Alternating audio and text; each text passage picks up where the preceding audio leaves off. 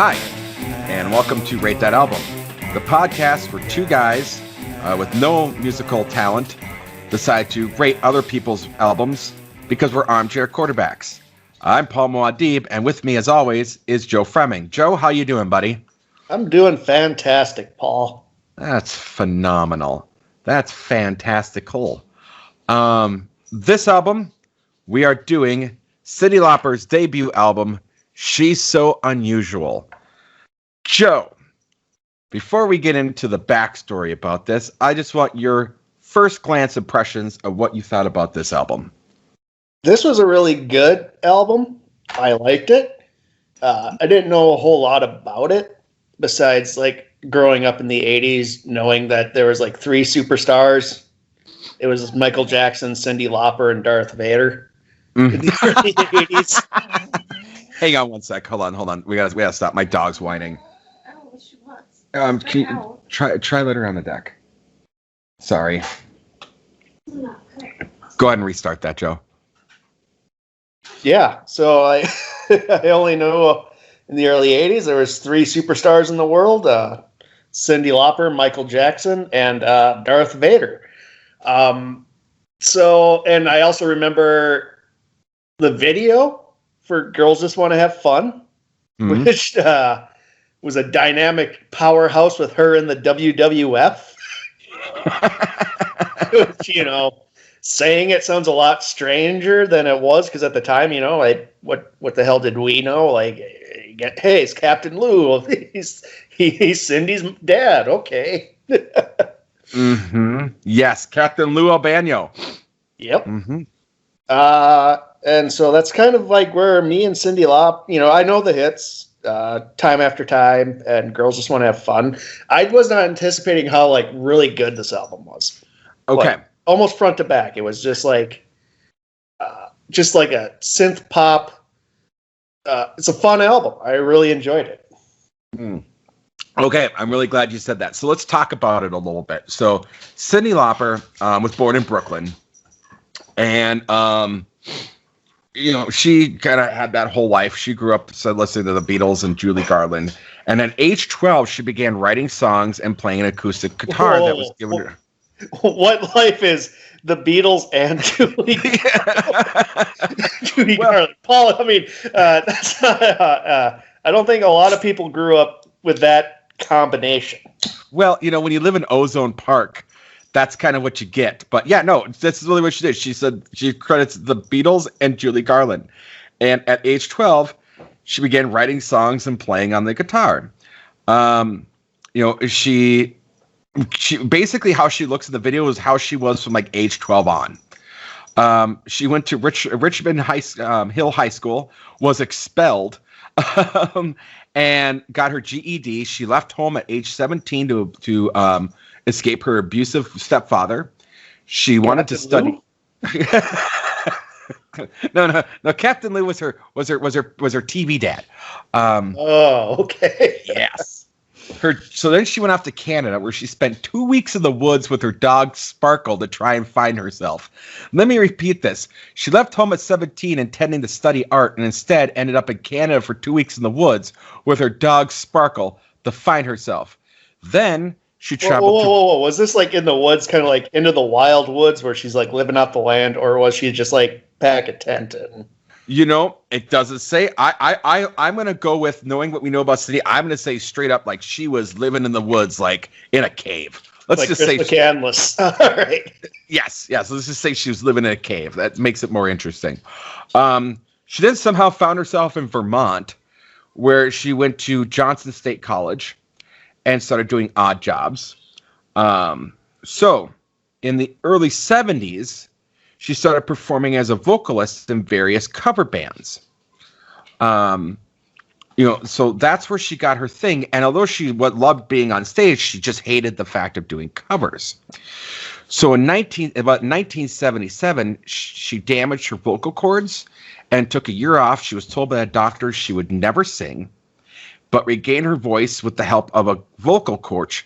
So I don't know where she got all this money to do all this shit, But like, this is just a fantastic like background. Like when you think about it, you go, yeah, that's the life Cyndi Lauper had. Of course, it's the life Cyndi Lauper had. Well, maybe she got the money from her cousin Ozzy Osbourne. Well, there you go. That's distinct possibility. Although I think at this time he wasn't raking in the money. He was just a giant coke addict, alcoholic. But was this around the time he got before Blizzard of Oz when he was hanging out just in hotel rooms, like just doing blow? Pretty much. Drunk. Until Sharon Osbourne found him. Yeah, until Sharon Osbourne. Love at first sight, a bloated, coked out Ozzy Osbourne. Jesus Christ, they smelled my water. Love at first sight, bloated, cokehead Ozzy. Fucking A. And somehow they got their own TV show. So, in 1978, Lauper met a saxophone player, goddamn saxophones, through her manager, and they formed a band called Blue Angel. Now, the rumor when I was a kid, or even just in the last couple of years even, I heard someone say, well, yeah, Cyndi Lauper, she was really good. A guy found her and hated her band because it wasn't working with her vocals. Like, they weren't playing in the right key for her. That's not what happened at all. They formed a band called Blue Angel, and the manager of the Allman Brothers band heard it and was like, yes, I love Lauper's voice. I want to have this. So he bought their contract for $5,000 and became their manager. Lauper was getting a lot of offers to be a solo artist, but she wanted the band to be included. They eventually signed with Polydor Records and released a self-titled album, Blue Angel, in 1980. Lauper was not a fan of it. She hated the album cover. She hated a lot of things about it. Rolling Stone called it one of the best 100 best new wave album covers of all time in 2003. It was critically acclaimed, but no one bought it because it just wasn't getting played anywhere, and they broke up, which led to her having financial problems. She started working in retail stores, waitressing at IHOP, and singing in local clubs until she was found again by David Wolf, who took over as her manager, signed her with Portrait Records, which was a subsidiary of Epic Records, and this is how her debut album in 1983, She's So Unusual, came to be. So she did like doing covers, but correct me if I'm wrong, she only co-wrote 4 songs on this album. She only co-wrote 4 songs on this album. That is correct. When you look at the writing credits and things on this, it was she wrote Time After Time. She wrote Witness. She wrote She Bop. She wrote I'll Kiss You. Everything else was written by other people, including When You Were Mine, which was written for her by Prince. Yeah, he was on fire in the 80s, writing for other artists. Oh God, yeah, so many artists he was writing for, and wrote Manic Monday for one of my favorite bands, the Bangles. Right, and he wasn't taking credit for that shit either. Like, give the man his due. He was not telling anyone it was him, right? Yeah, I don't think I found out, like, Nothing Compares to You was written by him until I saw a compilation of his, and it had that on there, and then I looked into it, and I was like, oh, holy shit, he wrote that. Yeah, absolutely. So the reception for this album, I mean, when you look at the songs that are on it, like the big ones that people know, are Girls Just Want to Have Fun, Time After Time, All Through the Night, She Bop. Our second greatest song about masturbation. Absolutely. After the Divinals, I Touch Myself. Yes. You're exactly right. In case you guys didn't know, She Bop's all about masturbation. And if you didn't know that, you aren't paying attention to the lyrics. So, yeah, I mean, this album like threw her into absolute stardom. It earned her 6 Grammy Award nominations. She won 2, Best Recording Package and Best New Artist. Girls Just Want to Have Fun was nominated for Record of the Year and Best Female Pop Performance, and Time After Time was nominated for Song of the Year, which I want to know which one won, because Time After Time should have won over everything. She Bop also received some nominations. I mean, this was just a stellar album. So, Joe, let's talk about the highlights and the lowlights of She's So Unusual. Okay, so I don't know if I've talked about this on this podcast yet, but I am a sucker for women-led pop music. So this was right up my alley. Like I just mentioned before, like the Bangles is one of my favorite bands. I love the Go-Go's. I knew my marriage was over when my ex-wife made fun of me for enjoying Taylor Swift's 1989. Oh God! So yeah, I mean, if you don't like 1989, there's just something fucking wrong with you. It's got some good songs. I'm not gonna deny you. I mean, I'm the same way. I mean, I always, me and my buddy at work at my old job laughed and talked about how our musical taste was that of a 19-year-old girl, because both he and I would jam out to churches all the time. Oh hell yeah. So you know, like there's just something about women vocals and pop music that just, it's like a perfect storm for me. Like I am just captivated. So like so if I'm looking at the sides, side one, there's not a dud. No. So it's Money Changes Everything, which is fucking phenomenal. Mm-hmm. Girls Just Want to Have Fun, which is like that beat and rhythm is fucking just catchy as hell. When You're Mine, just another synth pop masterpiece, and it ends with Time After Time. I mean, that's 4 back-to-back songs that are just untouchable. Yeah, completely agree. Go on. Side 2, that's after a while it starts kind of dragging for me. So She Bop starts it all, you know, really, really strong start. All Through the Night I like, and then once when I get to Witness and I'll Kiss You, those are the 2 tracks that I just kind of like. I guess it's okay. Which, you know, and then it goes into He's So Unusual, which I love because it's like that, the 1920s nasally jazz. Betty Boop. Yeah. Mm-hmm. I love it. And then it ends pretty strong with Yeah. Yes, I'll agree with you. I do like Witness. I'll Kiss You was kind of a dud, or like was a filler to me. I do like Witness. But yeah, I front to back, this is a damn good album. Yeah, it's not even like I don't like those songs. It's just like to me they're just not as good. But that's really not saying much. I still enjoyed the song. So like, this is one of those albums like I loved it all the way through. Yeah. No, have you ever listened to it all the way through before, or not so much? I did when I worked at CD Warehouse like 20 years ago. But like that's when I'm working, so I'm just hearing it as background noise. Mm-hmm. So, but this was the first time I sat down and listened to it from front to back, and I just loved it. And it's like, to me, it's like a perfect summer album. Mm-hmm. It just feels like everything's just like kind of, pops. And it just like, I was driving around today listening to it. And I just like, the sun was out, but it was like 30 degrees out. So I just really wanted to roll down my windows and like just drive around to this album, but I couldn't. So, but I will in a few weeks. Oh, absolutely. The thing is that right away with Money Changes Everything, just the opening of that song sets the tone for the whole album. And it's just, it's great. It sounds like, honestly, the synthesizers and things she was doing compared to what Gilmer was doing. Yeah. See, this is when synthesizers and keyboards are done right, and frickin' Gilmer. Fucking Gilmer. Gilmer made me hate this kind of music for frickin' 20 years. God damn it, Gilmer, you ruined Cyndi Lauper.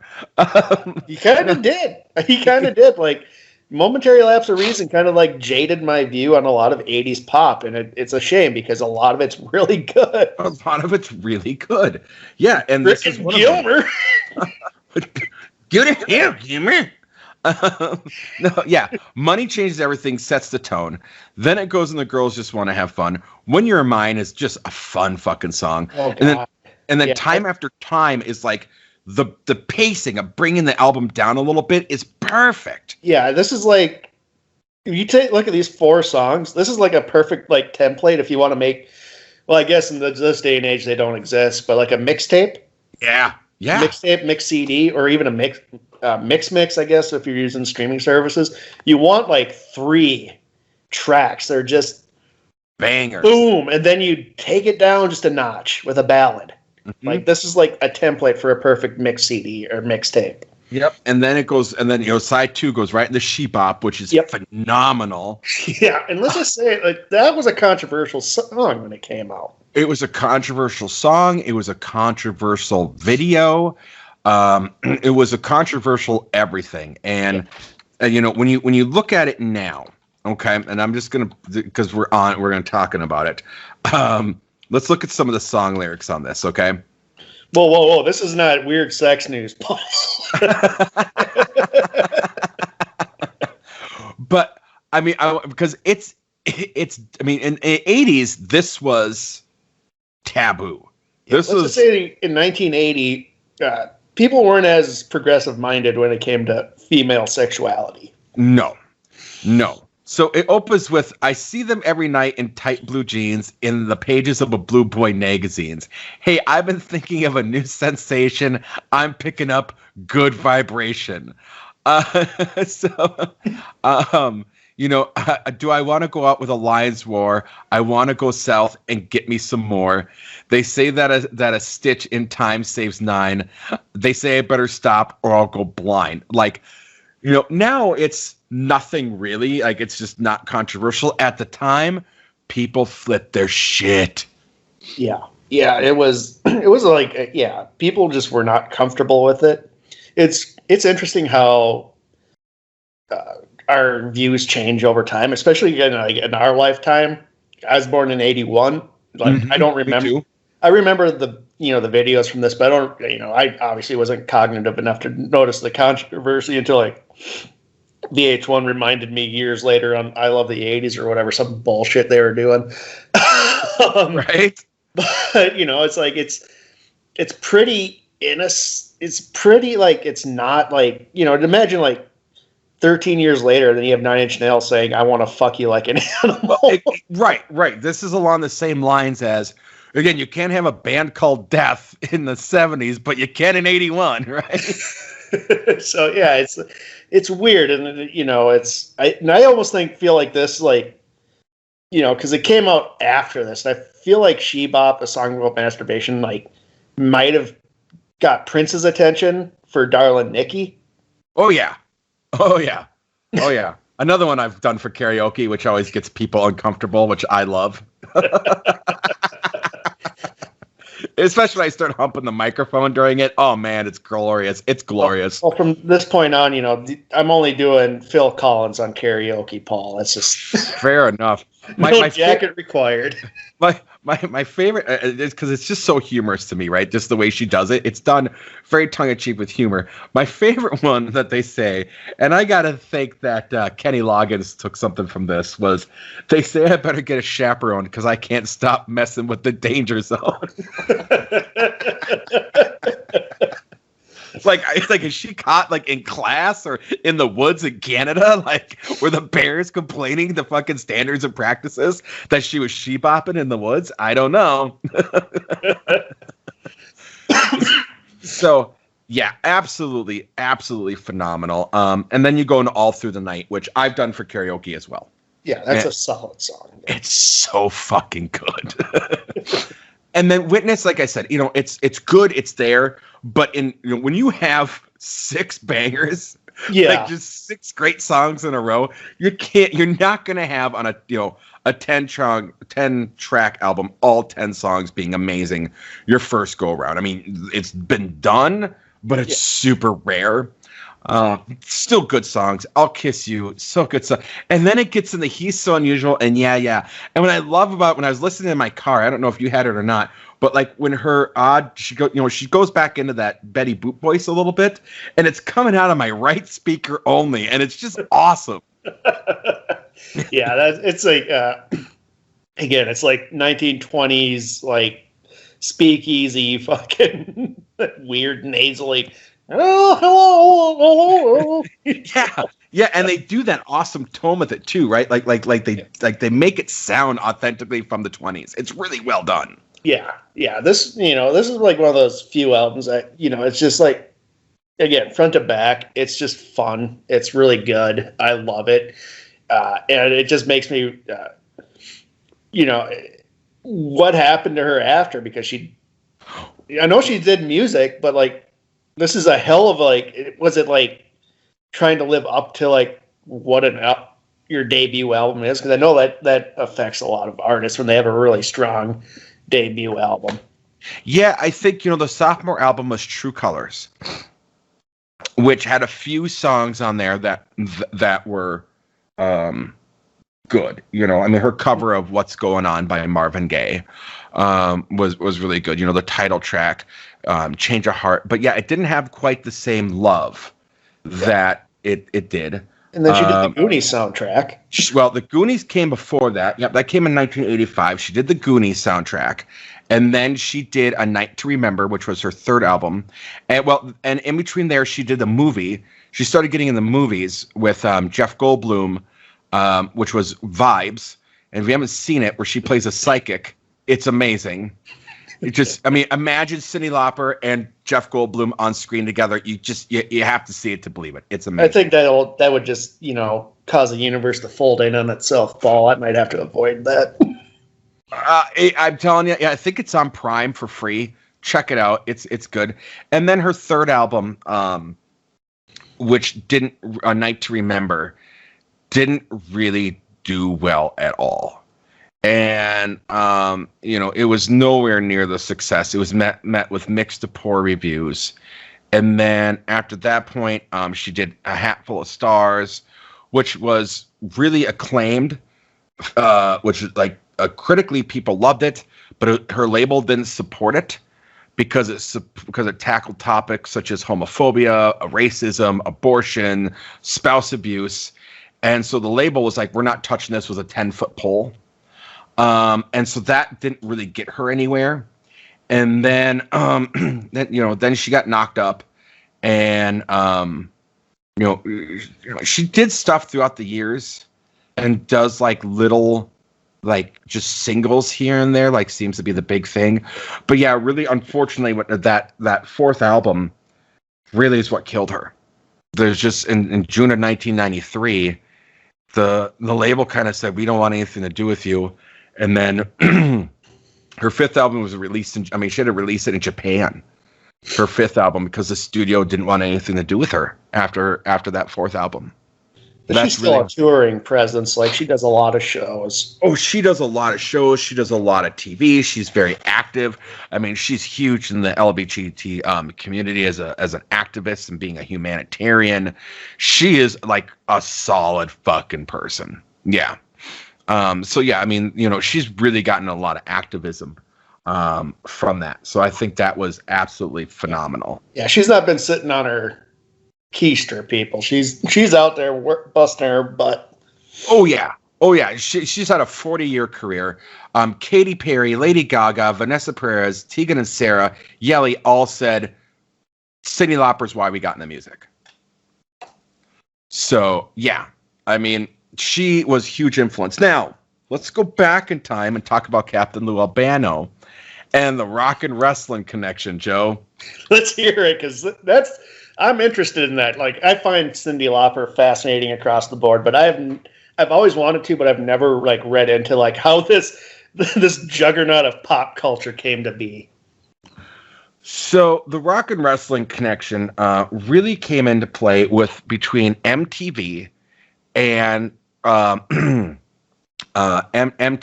and WWE. Give Vince McMahon his damn due. No. Okay. No. He was smart about who he partnered up with. And, when he started bringing out WrestleMania and things like that, he really needed that celebrity aspect of it. And MTV was a budding station. And he's like, hey, if we could get these young kids that are into these rock musics, and he was looking at wrestling and what he was doing at the time and the characters he was creating as essentially extensions of what was happening on MTV. He's like, if they're buying into these fucking people on MTV on these videos, they're buying into our fucking wrestlers. So he started kind of promoting MTV and WWF at the time, now WWE, started working with each other. And Cyndi Lauper was a huge wrestling fan and was all over it. So yeah, Captain Lou Albano was in a lot of her videos. Most of her videos, actually. He was in, a matter of fact, everyone basically, the WWE at the time was in the Goonies video. Have you ever seen the actual Goonies video? The soundtrack? Yeah, it's crazy, that video. Yeah. It's got like Classy Blassie, Classy Freddie Blassie. It's got the Iron Sheik. It's got Roddy Piper. It's got the Captain Lou Albano. I mean, it's got everyone in it. And, they did this whole kind of exchange thing where, in promoting in promoting each other, she would go out there and do these things and get fans from the wrestling world. It just happened to work out. Now, the problem with it is some people really like it. Some people hated it. You have those people that were like, it was a total sellout, and that type of thing. So yeah, it was really, really interesting. Captain Lou met Cyndi Lauper because he loved her, and Lauper wanted him to appear as his daughter. I mean, as her father, in Girls Just Want to Have Fun. And then through that, Vince McMahon met up with them and booked Lauper and Albano to appear in a segment of Piper's Pit. If you remember what Piper's Pit was. Yeah. For the audience, Roddy Piper had this talking bit, which was revolutionary at the time, called Piper's Pit, where he was this heel and he'd bring people in and just berate them and have these ridiculous scenes. And during this segment, Albano called her a broad. She retaliated by hitting him with her purse, and then she challenged Albano to a match between two female wrestlers of their choice. And that's what started the whole Wrestling the Prominence thing. Was now MTV was talking about Cyndi Lauper is going to be on WWE, and that became part of the MTV news, and MTV was selling it, and WWF was selling it. Yeah, just crazy how that all kind of came about. Mm-hmm. Yeah. So, yeah. I mean, she was the instigator for the whole rock and wrestling connection. Like, it wouldn't have happened if it wasn't for her. Like, I think that's absolutely awesome. Yeah, I do too. And let's not forget when WCW did the infamous Danzig-less Misfits. Oh my God. Don't forget, WCW also had the Demon from Kiss. If you know about that deal, they had a deal with Kiss where Kiss played at one of their pay-per-views, and they got the rights to some of their music to use for a year. But the stipulation was they had to have a Kiss wrestler that they called the Demon. Mm-hmm. Yeah. And he was awful. Isn't that just Sting? No, Sting was good. Fuck you. I like Sting. Oh, I forgot. Sting was the Crow wrestler. That's right. Yes, Sting was the Crow wrestler. No, the Demon was Dale Torberg. God, how I know this shit. And if you've never heard of Dale Torberg, don't feel bad. No one did. He just wasn't very good, and they only used him a handful of times. And they actually stopped using the Kiss music so they could stop promoting him because he was so bad. So, yeah, that's that story. And then just a couple years ago, they brought her back in, and Roddy Piper before he passed away. And she actually came back in and did like an anniversary of the Rock and Wrestling Connection. So really, really cool stuff. Is she in the WWE Hall of Fame? If she's not, she needs to be. I mean, because that's kind of like, a lot of people's introduction to either wrestling or Cyndi Lauper. So that, people forget that was a huge thing. She was scheduled. She was in the class of 2019. Oh, Yep. wow. Yep. Excellent. Yep. As part of their celebrity wing. Yep. She was inducted into the WWE Hall of Fame in 2020 and 2019. Yep. Well, at least Vince McMahon isn't the biggest piece of shit. He's just a big piece of shit. Well, Justice for China.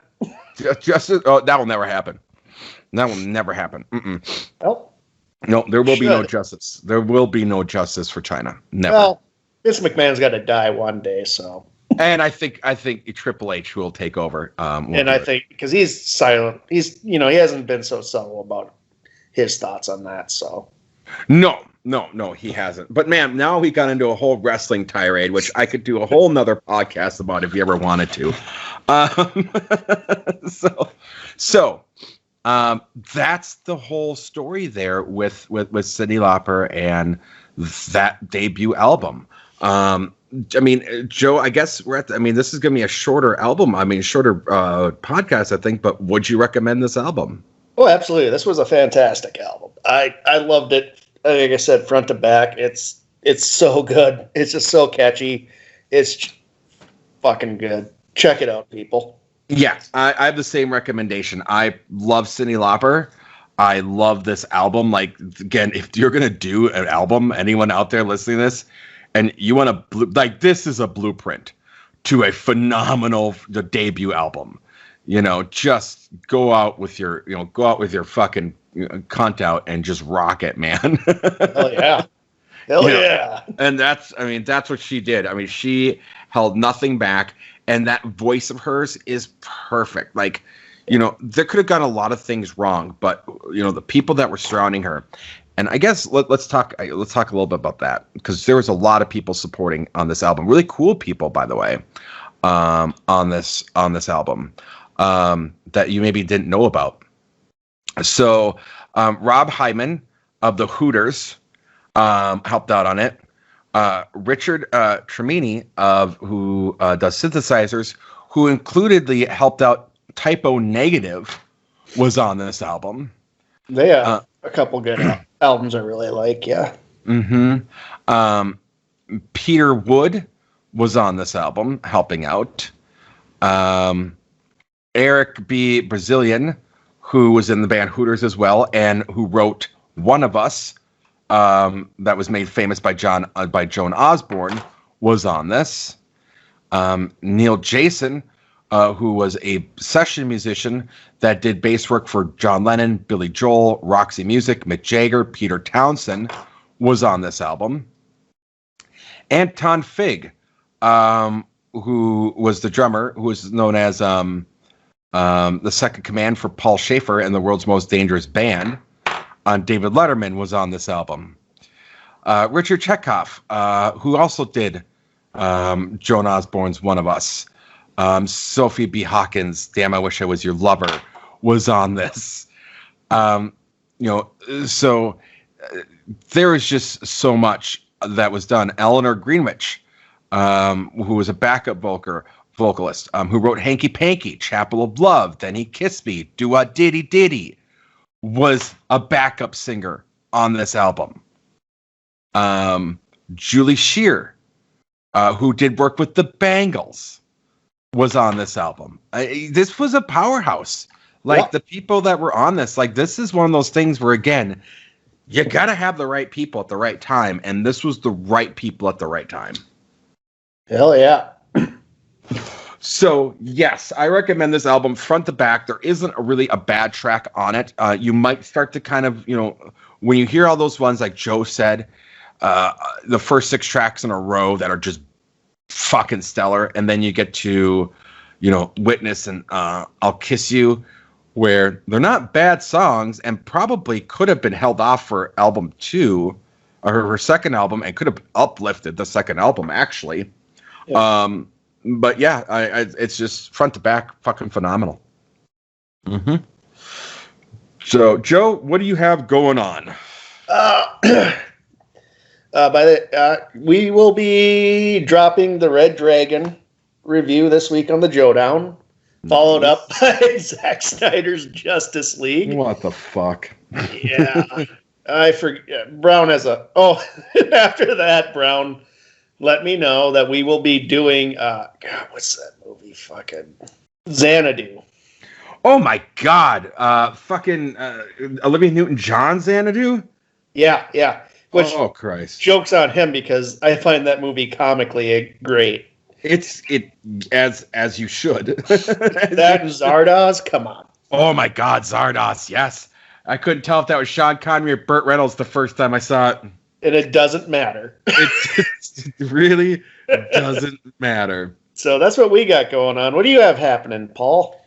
Let's see here. I just got done editing our Lamb Lays Down on Broadway one that we did. So that should come up this week. I'm supposed to be doing Dante's Peak at some point. Again, it's harder with 3 people getting their schedules together for cast that movie. And oh my god, and I already know what the next one's going to be. It's fucking Geely.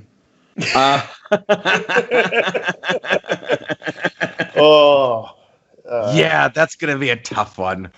Ben Affleck? The Ben Affleck, yeah. Jennifer Lopez? Kevin Smith? No, Kevin Smith didn't do Geely. Oh, no, he did Jersey Girl. Yeah, you're in the worst of those two. I'm in the worst of those two. Jersey Girl had some redeeming shit in it. Yeah, Geely George Carlin in it. You don't got any of that shit with Geely. Fuck. Damn it, I got those ones mixed up. Fuck my life. You really Gilmered that one. God damn it, Gilly. And then I will be doing should be doing the next Stranger Things here in the next week or two. So really, really busy. I got about 5 things to edit for us to put up, and just it's a lot of recording and editing at this point. So which is good because we got a lot of stuff in the pipe. So excellent. Yeah. So Paul, are you ready to hear my pick for next week? Am I ready to hear your pick for next week? Okay. I switched it from what I told you it was going to be. Oh, my audience! It was originally going to be the soundtrack to the Bee Gees' Sgt. Pepper movie, but then I saw on YouTube I can rent that movie, so I'm going to use that as a Joe-down. Oh, you know what? I'll give you this. The week you do that as a Joe-down, we'll also do a rate that album of it. And because this is going to be, well, maybe. We'll see. It's coming up pretty soon. It's probably going to be my pick after Xanadu. Oh, fair enough. All right, buddy. But for our next pick, I'm getting us out of the Coke and pot haze of the 1970s and 80s, Paul. I'm bringing us to the early 2000s when a legendary metal band decides to bring a psychiatrist in as they release one of their worst albums ever. We're going to be doing Saint Anger by Metallica. Oh, I hate you. I'd rather do the Bee Gees cover. Well, we're not doing the Bee Gees, Gilmer. We're doing Saint Anger. God damn it. I had so much to say about George Burns singing, too. Fixing a hole? Fixing a hole, George Burns. Fixing a hole. All right. Fuck. Yeah, so. Saint Anger. I mean, the making of that album is just fucking hilarious. For people listening, I suggest checking out Some Kind of Monster before our review because we'll be relying heavily on that documentary. Yeah. Fuck, I have to rewatch The Day Dave Mustaine Cried. In a therapy session with Lars Ulrich. What a pussy. And wasn't this around the time where they brought in, like, this was the new drummer, too, like, Trujillo. No, new bassist. Jason, part of the story, we'll get into it. Jason Newsted leaves, like, almost right when they start recording this album. Yep, and they bring in Trujillo. Yeah, he's a really good bassist. He was an Infectious Groove, so, like, I mean, it's whatever. We'll get into it because there's a lot going on with that album. There's a lot. Not only like the back behind the scenes, but how they put it together, which is so stupid. Oh my, yeah. And I have a lot to say about the drumming of that album. Oh, like the hi-hat on that. Oh my God! Have you seen the YouTube where they substitute the snare drum on Injustice for All with the snare from Saint Anger? Are you kidding me? No, I haven't seen this. It's hilarious. Oh my God! Send me a link to that when we're done here because I gotta see that. Will do. Holy shit! Oh my God! All right. So Saint Anger it is. Is this Revenge for a Mandolier? This is Revenge for a Mandolier, and unlike No Jacket Required, I feel this one's not going to blow up in my face. Yeah, no, it's not. Come on, Lars, you're messing up the drumming. Lars, get it into. Damn it, what are you doing? You're Gilmer-ing this up, Lars. Gilmer this drum. Quit crying with Mustaine and get back to work. Yeah. I don't care who touched you where. Just get back in the studio. So we have that to look forward to, Paul. FML. Fuck my life. All right. Son of a bitch. All right. Fair enough. We spent a lot of time. This was a high. This was a high. So let's go back to a low, Joe. Oh, we're hitting the deep end now. Oh man, we're giving away what we're gonna say with our next. How are you gonna rate this album, guys? Do we even need to listen? Yeah, you need to fucking listen. You gotta hear our pain. Listen, because there's a lot. There's a lot to this, the making of that, and it's really interesting and kind of stupid that they put themselves in this situation. They grown men knew better. Yeah. I mean, they're like in their 40s. They should have known better than this. You're in your 40s. You've done a bunch of bands, and you've had, you have kids. Like, you know better. You know better how to live. Like, what are you doing? Yeah. Yes. If you're doing this to yourselves, I don't want to know what you're doing to your kids. You fuck up. Oh. So, Paul, why don't you take us out? Girls just want to have fun.